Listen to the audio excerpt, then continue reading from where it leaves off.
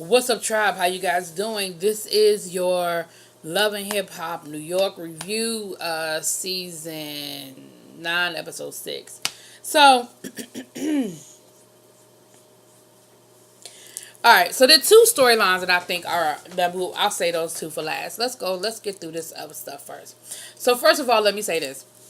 We start the episode off with Kimbella and Jewel. Jewel is getting a tattoo because I guess that's what people do when they get ready to go to jail. They get tattoos. I don't know, fuck. And Kimbella shows up, and Kimbella is just like, well, I apologize for the argument we had. That probably wasn't the best time to have this conversation. Jewel's just talking to his confessional like, I still can't make the connection between what's going on with me right now and me being on drugs.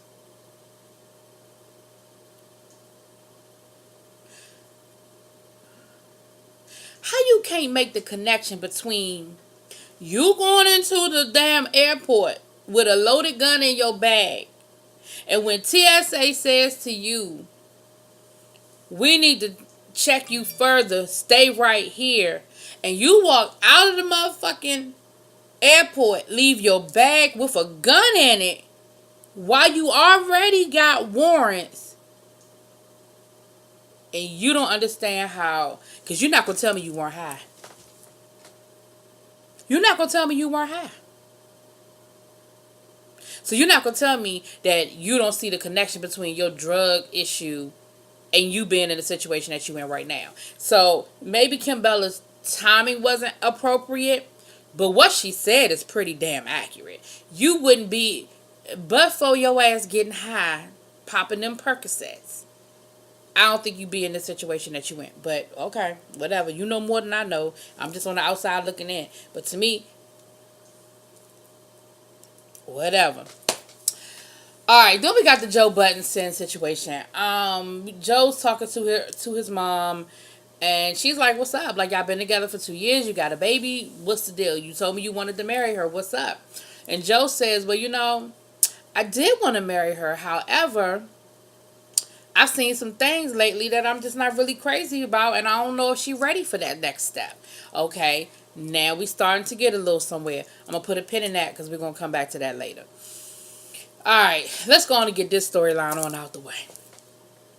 We got Rich Dollars meeting up with Naya because she's like, look, after last week when I had my little situation with DJ Self, I realized I was wrong. I let my emotions get the best of me, and maybe, just maybe, I do need somebody to help me out and help me maneuver some things and work through some stuff. Okay, so she meets up with Rich Dollar. She apologizes.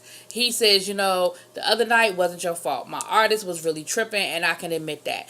She says, look, I really want to be a better person, and I really want you to help me. All right, whatever. He says, look, I'll help you out if you help me out. I really need you to groom my artist. Like, I need you to work with her, Miss Playgirl. So Playgirl shows up, because of course he already invited her. Playgirl shows up. They apologize to each other. They move forward. They agree that they're going to try to be cool, and she agrees to work with her. All right, cool. So later on in the episode, Rich Dollar gets Playgirl to meet him at the studio, and Jacquay has a beat for her, which the track was fire. And she said she had the track for a week. He was ready to see what she had to lay down. She said she had something ready for him, and it was going to be fire.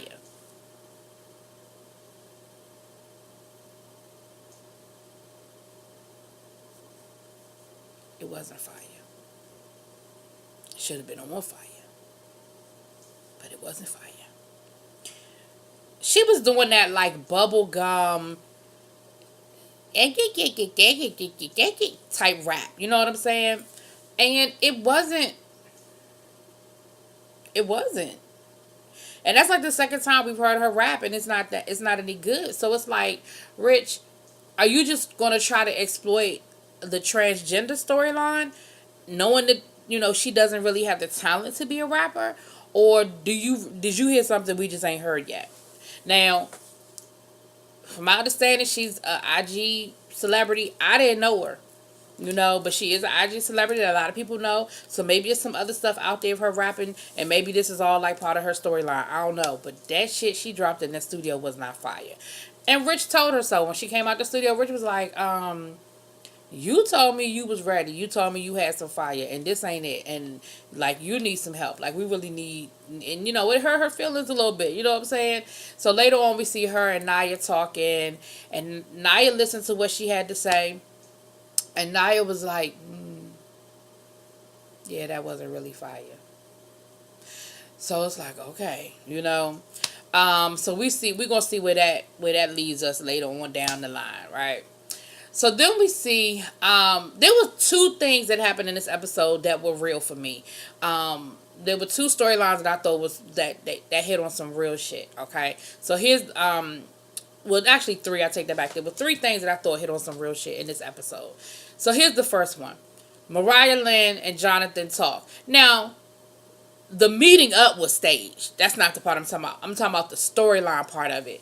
Mariah Lynn, we go, going back to the first season, we saw Mariah Lynn. Her mom, she was bailing her mama out of jail then, using her rent money to bail her mama out of jail, and her mama was pregnant. And you remember then her saying, what the hell you gonna do with another baby? Like, you can't take care of yourself. How you gonna have another baby?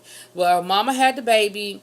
Mariah Lynn has been taking care of the baby. Mama back in jail. Mariah Lynn has temporary custody. And Mariah Lynn is like, I'm going to push for full custody because my mother cannot take care of this child. My mother can't, and it's a lot on me. It's stressing me out a lot. Like, I hustle so hard because I take care of my whole family. I take care of my mom, my sister, her child, and now my mother's other child.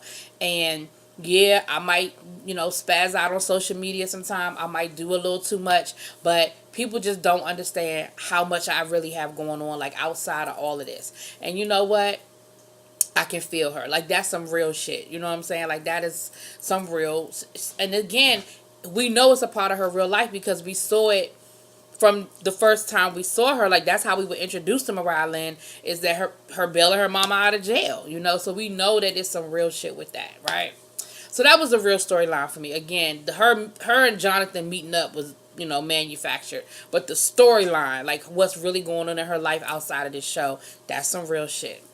Then he's talking to her about Anais. He said, I'm really worried about Anais. He said, we fell out, we not speaking, but then I've been noticing stuff on social media. She's looking really skinny. She's not looking healthy. She won't answer my calls. Ruben won't answer my calls. I really just want to be there for my friend. I really just want to be there for her. And we find out later on in the episode, I'm just going to go ahead and jump to it. We find out later on in the episode, Jonathan meets up with Rich. He said, I put everything aside. Me and Rich sort of fell out, but I'm really, at this point, I'm more worried about my friend than I care about Rich. Come to find out, Anais and Rich, they're friends again. Doesn't sound like they're sleeping together, but it sounds like they are friends again. And Rich said, well, you know what's going on with Anais? And he said, no, what's going on with her? He said she's been in and out of mental hospitals the last couple of weeks. Things aren't going really well between her and Ruben. She's not taking her meds. Ruben has been getting her committed, and when, for those who don't really know a lot about the mental health, and this is a general statement, so don't tear me up in the comments, but if you get committed, they can put you on a 72, I believe it's a 72-hour hold, where they can observe you for 3 days before, I guess, making a decision about committing you or not. And a lot of times,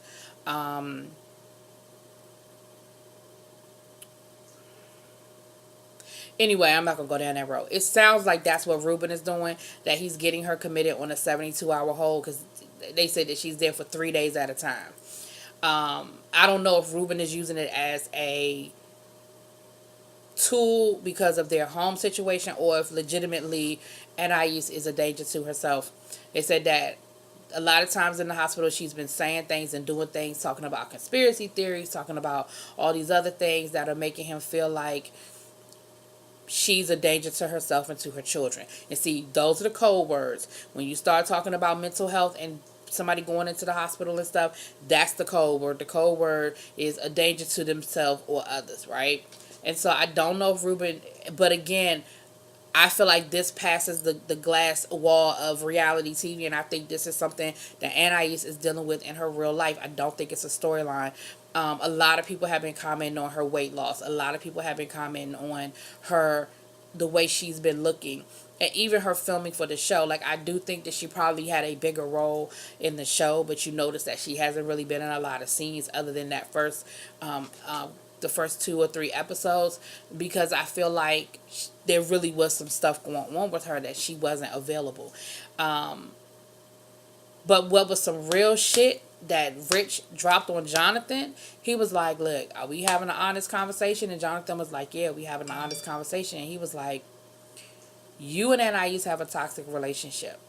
He said, and if you care about her as much as you say you care about her, then what you'll do right now is you'll just back up. You'll just back up. You'll give her some space. You'll give her some time. He said, because right now, she doesn't need y'all's type of friendship. And I said, that's some real shit. That is some real shit. And it's probably pretty valid, because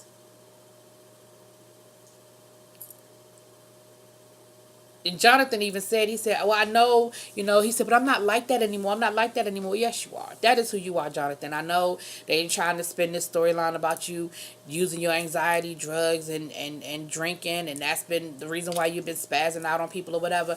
But no, you are a drama queen. That is who you are. That is who you and Anais' relationship has always been. That is what y'all do. And right now, that's not what she needs. And I was like, that is some real shit. Like, that story, like that scene, again, the scene itself might have been manufactured, but what they were talking about, I think, was some real shit. I don't think it was for the show. I think it was some legit shit that what Anais is dealing with. And so my prayers and thoughts go up to her, because that mental health is no joke.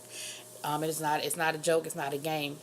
And I really hope that that's the last that they talk about it until she's ready to really tell her story. I hope they don't further exploit what she's going through. So that was that. Jewel's, now that he's taken a plea, he has a lot more freedom. So we see him spending time with the kids at the birthday party and everything. And then we see where him and Kimbella sit down and tell the kids that daddy's going away. Now, again, let me say this. This whole episode, not this whole, a lot of this episode to me was like, I felt like I was invading somebody's privacy, because we all love reality TV, and that's what we all tune in for. But when you know that it's like real shit, and you saw these kids really listening to their father say, hey, I'm going away,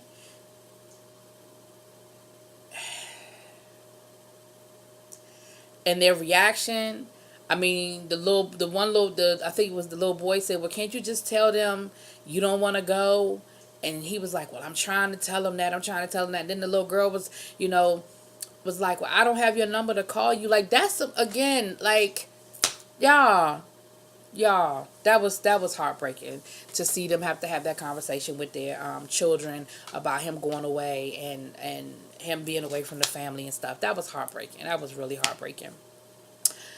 Then we see, again, this was real life. This one didn't really touch me that much, but this was some real life shit. Alexis Sky saying, look, I done signed to Treadway, but I'm seeing in the news where, what's his name, Scotty and 6ix9ine are in trouble with the police and the FBI and all this other stuff going on, and I'm worried about where that's going to leave me. So we see her meeting up with him saying, yo, what's going on? What's up? Like, what's good here? And he's saying, look, trust me, you're a new artist. Don't worry about it. He said, but promise me you won't put nothing else on SoundCloud without going through me first. Now, here's the problem with all of this, with this streaming and people being able to upload stuff anywhere, or whatever. It cuts out a lot of these, cuts out the record company a lot. Now, I don't know if he was telling her not to upload no more music because the music ain't no good, or if he's like, look, this is not how we want to roll you out and you fucking up what we trying to do for you. But Alexis was like, well, no, I'm not going to make you that promise, because I'm telling you now, me and mine got to eat. And if I don't feel like you're doing for me what I need you to do for me, then yes, that's what I'm going to do it again. And that's, a part of me was like, I feel where you coming from. But there's another part of me that was like, see, again, that's the problem with young kids and being impatient.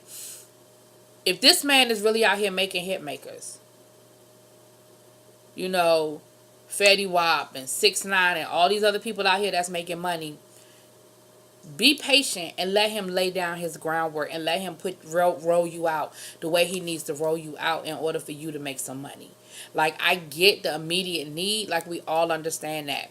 But understand too that this shit ain't no overnight situation. Like, the majority of people out here did not become no overnight sensation. And he's telling you, this is what I need to do to make you successful.